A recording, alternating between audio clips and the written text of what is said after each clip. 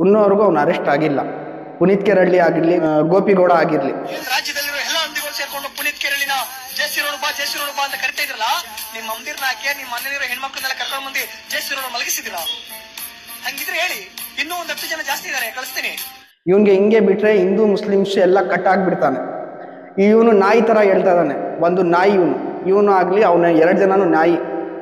G sir, ಅಸ್ಸಲಾಂ ವಲೈಕುಂ, ಎಲ್ಲರಿಗೂ ನಮಸ್ಕಾರ. ಒಂದ್ ಮಾತು ಹೇಳಕ್ ಇಷ್ಟಪಡ್ತೀನಿ. 2-3 ದಿವಸದಿಂದ ಎಲ್ಲಾರು ನೋಡ್ಕೊಂಡ್ ಬರೋದು ಇದು ನೋಡ್ತಾನೆ ಇದ್ದಾರೆ ಎಲ್ಲಾರು. ಇದ್ರ ಮೇಲೆ ಗಮನ ಏನಂದ್ರೆ, ನಾನು ರಾಜ್ಯ ಸರ್ಕಾರಕ್ಕೆ ನಾನು ಗಮನ ಏನ್ ತಿಳಿಸ್ತಾ ಇದ್ದೀನಿ ಅಂದ್ರೆ, ಇವನ್ ಮೇಲೆ ಆಕ್ಷನ್ ತಗೊಳ್ತಾ ಇಲ್ಲ. ಇನ್ನೂವರೆಗೂ ಅವ್ನ ಅರೆಸ್ಟ್ ಆಗಿಲ್ಲ. ಪುನೀತ್ ಕೆರಳ್ಳಿ ಆಗಿರ್ಲಿ, ಗೋಪಿಗೌಡ ಆಗಿರ್ಲಿ, ಅವನ ಮೇಲೆ ಯಾರು ಆಕ್ಷನ್ ತಗೊಳ್ಳಿಲ್ಲ. ಅದಕ್ಕೆ ನನ್ನ ವಿನಂತಿ ಏನಂದ್ರೆ, ಗೃಹ ಸಚಿವರು, ಹೋಮ್ ಮಿನಿಸ್ಟರ್ ಪರಮೇಶ್ವರ್ ಸಾಹೇಬ್ರಿಗೆ ನಾನು ಹೇಳಕ್ಕೆ ಇಷ್ಟಪಡ್ತೀನಿ. ಇದ್ರ ಮೇಲೆ ಪರಿಣಾಮ ತಗೊಂಡ್ಬಿಟ್ಟು ನೀವು ದಯವಿಟ್ಟು ಇವನ್ನ ಅರೆಸ್ಟ್ ಮಾಡ್ಬೇಕು. ನಮ್ಮ ಪೊಲೀಸ್ ಕಮಿಷನರ್ಗೆ ಕೂಡ ನಾನು ರಿಕ್ವೆಸ್ಟ್ ಮಾಡ್ತೀನಿ, ಇವನ್ನ ಅರೆಸ್ಟ್ ಮಾಡ್ಬೇಕು. ಇವನ್ಗೆ ಹಿಂಗೆ ಬಿಟ್ರೆ ಹಿಂದೂ ಮುಸ್ಲಿಮ್ಸ್ ಎಲ್ಲ ಕಟ್ ಆಗ್ಬಿಡ್ತಾನೆ. ಇವನು ನಾಯಿ ತರ ಹೇಳ್ತಾ ಇದ್ದಾನೆ. ಒಂದು ನಾಯಿ ಇವನು ಆಗ್ಲಿ, ಅವನ 2 ಜನನು ನಾಯಿ. ಅದಕ್ಕೆ ಹಿಂದೂ ಮುಸ್ಲಿಂ ಸಮಾಜ ಎಲ್ಲಾರು ಒಂದಿದೀವಿ.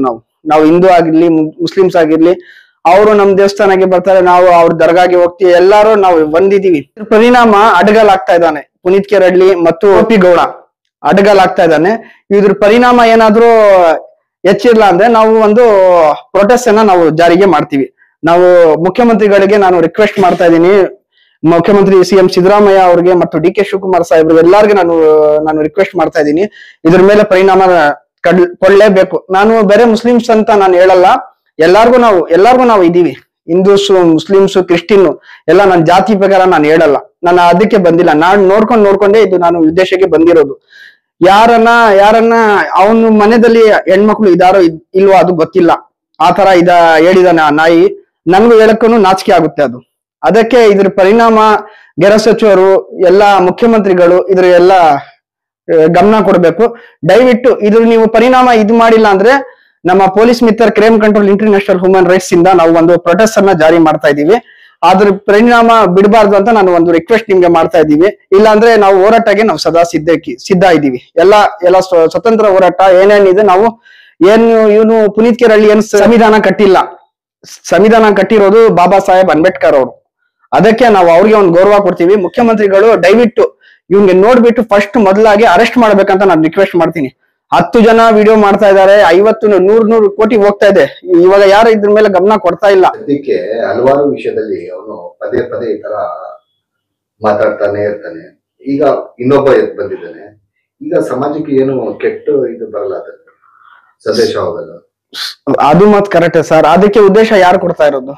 ಮೊದಲ ಪ್ರಶ್ನೆ ಅದು. ಅವನಿಗೆ ಉದ್ದೇಶ ಯಾರು ಕೊಡ್ತಾ ಇರೋದು? ಎಲ್ಲಾರು ಸೈಲೆಂಟ್ ಆಗಿದಾರಲ್ಲ, ಅವನ ಮೇಲೆ ಆಕ್ಷನ್ ತಗೊಂಡ್ರೆ ಅವನಿಗೆ ಪರಿಣಾಮ. ಎಷ್ಟೋ ಕೇಸ್ ಇದೆ ಅವನ್ಗೆ, ಇವಾಗ ನಾನು ಹೇಳಲ್ಲ. ಅವನ ಮೇಲೆ ಸುಮಾರು ಕೇಸ್ಗಳು ಇದಾವೆ. ಅವನ್ಗೆ ಮುಲಾಜಿಯಾಗಿ ಕೊಡ್ತಾ ಇದ್ದಾರೆ, ಅವನು ಹೋಗ್ತಾನೆ ಇದ್ದಾನೆ, ಇನ್ನೂ ಜಾಸ್ತಿ ಮಾಡ್ತಾ ಇದ್ದಾನೆ ಅವನು. ಅದಕ್ಕೆ ಸರ್ಕಾರ ಅವನ ಮೇಲೆ ಖಡಕ್ ಆಕ್ಷನ್ ತಗೊಳ್ಬೇಕಲ್ಲ. ಅವ್ನು ಹಿಂಗೆ ಬಿಟ್ರೆ ಅವನು ಇನ್ನೂ ಜಾಸ್ತಿ ಮಾಡ್ತಾನೆ. ಹಿಂದೂ ಮುಸ್ಲಿಮ್ಸ್ ಅಂತ ನೋಡಲ್ಲ. ದಯವಿಟ್ಟು ಅದಕ್ಕೆ ನಾನು ಮನವಿ ಮಾಡ್ತಾ ಇದ್ದೀನಿ. ನಾನು ಅದಕ್ಕೆ ಮುಖ್ಯಮಂತ್ರಿಗಳಿಗೆ ಹೇಳ್ತಾ ಇರೋದು, ಇವನ್ ಮೇಲೆ ಒಂದು ಪರಿಣಾಮ ಹೆಚ್ಚಿಸಬೇಕು. ಏನಂದ್ರೆ ಹಿಂದೂ ಮುಸ್ಲಿಮ್ಸ್ ಆಗಿರ್ಲಿ, ಯಾರನ್ನ ಇಲ್ಲಿ ಈ ತರ ಮಾಡಕ್ಕೆ ಅವರು ಕೂಡ ಯೋಚನೆ ಮಾಡ್ಬೇಕು. ಯಾರನ್ನ ಇಲ್ಲಿ ನಮ್ಮ ಹಿಂದೂಸ್ ಆಗ್ಲಿ, ಮುಸ್ಲಿಮ್ಸ್ ಆಗ್ಲಿ, ಎಲ್ಲಾರ್ಗು ಒಂದೇ ರೂಲ್ಸ್, ಎಲ್ಲಾರ್ಗು ಒಂದೇ ಕಾನೂನು. ಇವನ್ ಮೇಲೆ ಕ್ರಮ ತಗೊಳ್ಬೇಕು ಸರ್. ನಾನು ಹೇಳೋದು, ಗೃಹ ಸಚಿವರು ಕ್ರಮ ತಗೊಳ್ಬೇಕು, ನಮ್ಮ ಪೊಲೀಸ್ ಇಲಾಖೆ ಕೂಡ ಕ್ರಮ ತಗೊಳ್ಬೇಕು. ಅಷ್ಟೇ ನಾನು ಹೇಳ್ತಾ ಇರೋದು. ಕಮಿಷನರ್ ಅವ್ರಿಗೆ ಕೂಡ ನಾನು ಮನವಿ ಮಾಡ್ತೀನಿ, ಇವನ್ಗೆ ಫಸ್ಟ್ ಅರೆಸ್ಟ್ ಮಾಡ್ಬೇಕು. ನನ್ನ ಹೆಸರು ಮೊಹಮ್ಮದ್ ಟಿಪ್ಪು ಅಂತ. Police Mitra crime control international human rights.